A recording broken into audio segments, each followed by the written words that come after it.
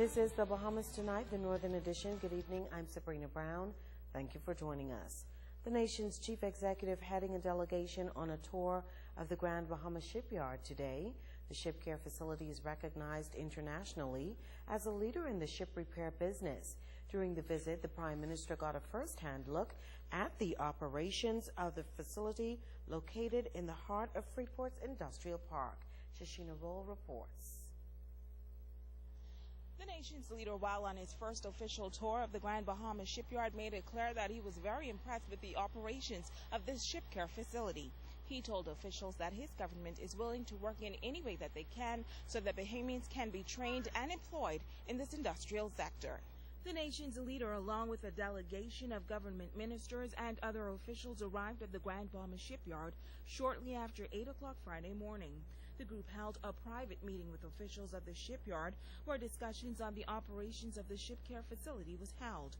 Government officials were then taken on a tour of the ship care facility. They were able to view the docking areas and get a glimpse of the work taking place in the yard before meeting with employees from the various departments. The Prime Minister took time out to offer words of encouragement to the employees.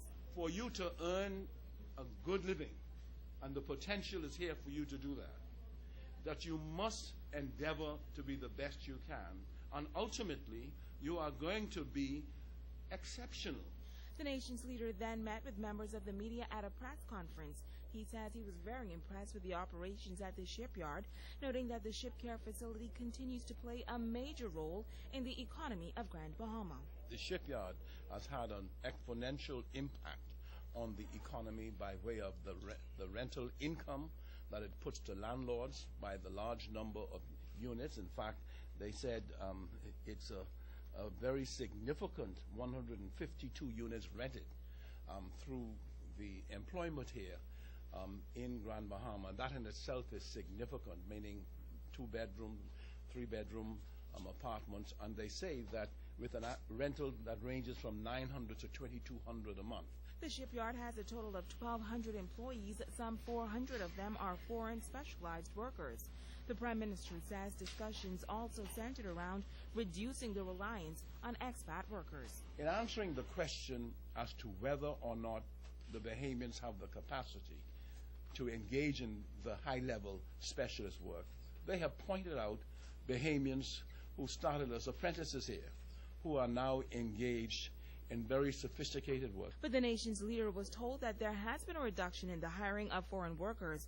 The number has decreased from between 18 to 100 work permits to 50. The point is they're making significant progress, and they claim that progress. What we would like to do is to see, with a little bit of stimulation from the government and maybe some help from the government, how we could even make that a much more beautiful and stronger story. The Prime Minister also commending the shipyard for investing in the youth of Grand Bahama. One has to really encourage them when you see the extent to which they have made contributions to the school environment. And it's in physically developing facilities in the school, contributing facilities, computers, and the new boards that they use for teaching aids in the schools, and physical grounds in the schools. Now, the Prime Minister says he leaves with the spirit of optimism and camaraderie, adding that the significance of this public-private partnership can only bode well for Bahamians in the industrial sector. Shashina Roll, ZNS Network News. Chief Executive Officer at the Grand Bahama Shipyard, Carl Rotkirsch, says today's discussions with Prime Minister Christie and his delegation was fruitful.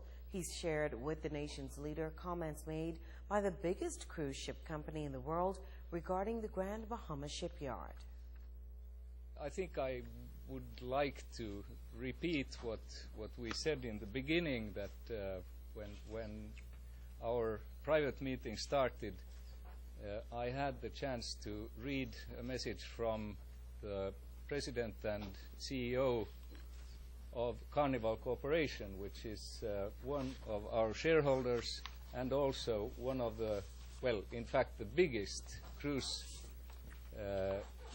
ship company in the world.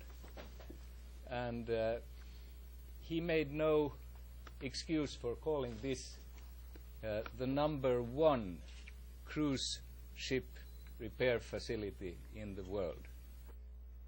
Yesterday, the nation's leaders spent time on the island of Bimini at the official commissioning of that island's new cruise port. The Prime Minister says the port should open doors of opportunities for the people of Bimini. He says the government is on a mission to ensure that Biminites become key economic players, and he challenged residents to capitalize on this investment. Joan Davis-Roll reports. Bimini's gateway just got bigger with the official grand opening of the new multi-million-dollar port at Resort World Bimini. The mega project, according to the nation's chief executive, the Prime Minister, is indicative of the investor confidence that the Genting Group has reposed in the future of that northern island. The Prime Minister is adamant that the true success of this mega project could and must only be measured by the overall empowerment of Biminites. Ladies and gentlemen, when I arrived here, I came with the thought of the government of the Bahamas hiring a particular company to assist us in moving quickly to put in place infrastructure inclusive of schools, clinics, sporting facilities, but to do it in a timely fashion so that the people of Bimini are not looking through the window of development, but they themselves are participating in the development. And when I got here, and coming from along speaking with Chairman Lim, he began to articulate a position that the company, his development, has decided to do the very same thing. So I said, this is how the Lord works. I ain't got to pay for what I want to take place. This new service, as well as this new port, augurs well for this island, not only as a tourism center, but also establishing this island as a world-class destination. Biminites like Robbie Smith and Frank Hinsey say they are thrilled about the new cruise port. It's going to boost the economy of Bimini so great because now they get to be on the island a lot longer than 2 hours, so they'll be here 6 hours, so they'll be able to venture into Alistown, and you know, all the local business, they should be profiting real good after this. What can you tell us about the Prime Minister issued a challenge about he don't want Biminites to be on the outside looking in, he wants Biminites at the table making decisions. How do you feel about that? Well, I think that's a great thing because Biminites now going to be stepping up to the plate, and like he said, we don't want to be looking in, we want to be right next to them inside and doing what we have to do and try to move on, so in the future that we will be able to start our own business by profiting off what's going on up here. I'm very delighted. I sat here and watched this big ship pull in. I couldn't believe my own eyes because it's the first time I haven't traveled on it yet. It's the first time I see it pull into the dock, and I can't believe what I'm seeing. I mean, knowing this area we used to be back and forth in little boats, and now we got a big cruise ship docking here. So I thank God for the day. Joan Davis-Roll, ZNS Network News. The government's VAT team met with members of the Grand Bahama Chamber of Commerce last week, but chamber officials are still calling for clarification about the tax system. They contend that business owners still have a myriad of concerns.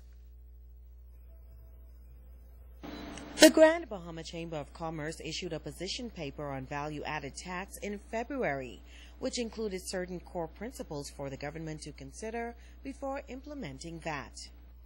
Any tax that is ultimately adopted by the government of the Bahamas should respect and recognize the terms of the Hawkesbury Creek Agreement. That was the first thing.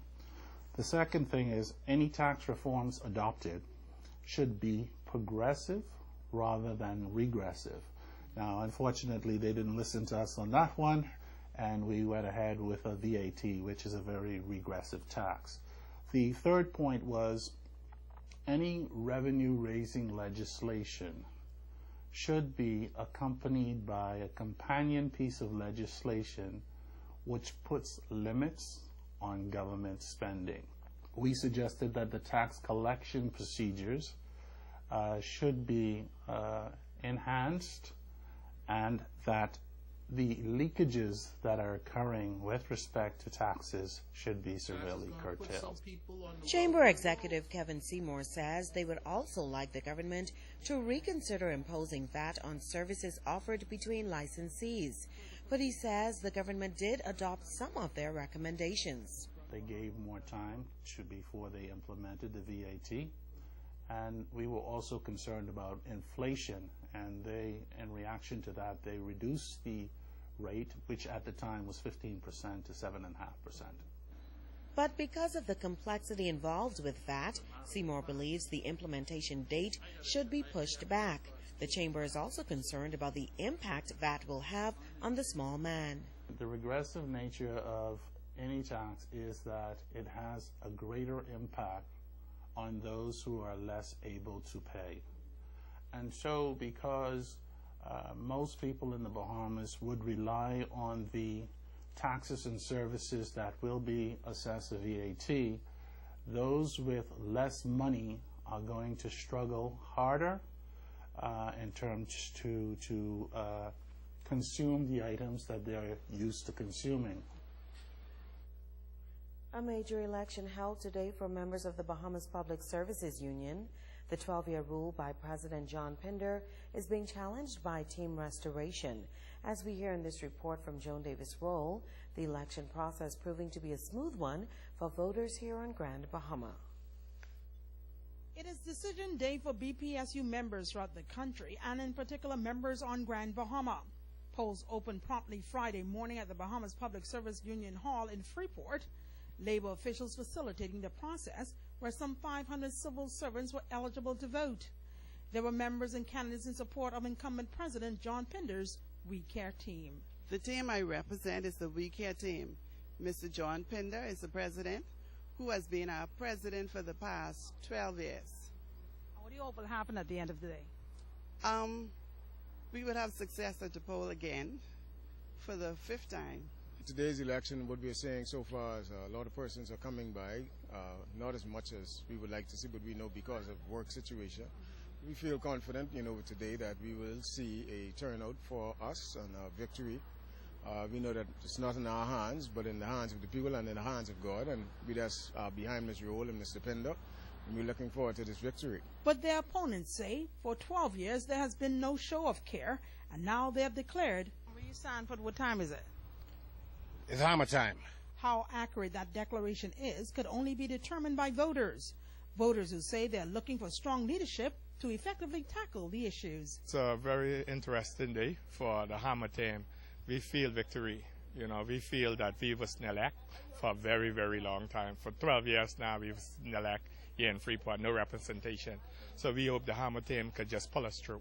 Better working condition, health insurance, the pension, and so many other things, housing. I feel very, very comfortable, confident, optimistic. I think that the outcry of the membership, particularly in Grand Bahama, will be heard and has been heard by myself and others, the majority of the membership, and I feel like we're going to do pretty well.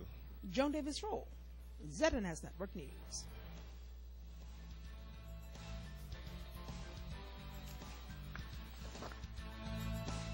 This is